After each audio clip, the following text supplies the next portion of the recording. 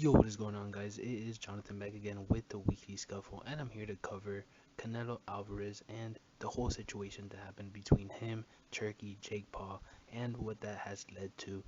And starting off, of course, what we know happened now is Jake Paul was apparently supposed to fight Canelo Alvarez, as crazy as that sounds, and it would have then led into the Terrance Crawford fight. Turkey, having beef that most boxing purists have with Jake Paul, said, nope, if you're gonna fight my guys on my shows for the foreseeable future, you're gonna fight real fighters. And that's where William Skull comes in. And honestly, I think Turkey and Canelo kind of both duped Jake Paul in a way. Turkey, he has beef with Jake for a while now. Canelo, same thing, they're always going back and forth. So it's kind of Canelo, he kind of used it as a negotiating tactic with Turkey, like, hey, give me a bag to fight this Williams Cole guy.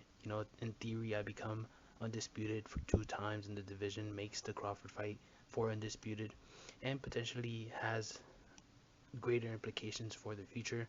By that I mean, I think Williams Cole is kind of a more orthodox, traditional boxer in similar fashion to a Terrence Crawford. Even though Crawford is way more nuanced, pound for pound great.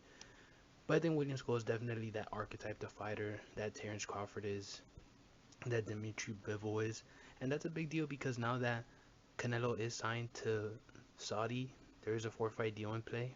And it is rumored that potentially Bivol, Hamza Shiraz, Chris Eubank Jr. could all be potential opponents for him. I think this fight kind of sets up that stage for him to, get used to fighting more of a boxer. I believe the fight with Berlanga Munguia, those were more inside pressure fighters, a bit raw around the edges, you know.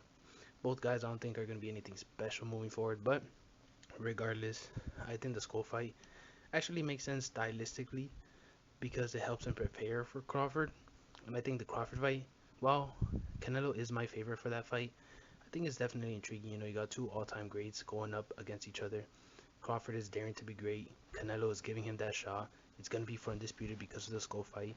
And honestly, I think we got Turkey to thank for that. He made this happen.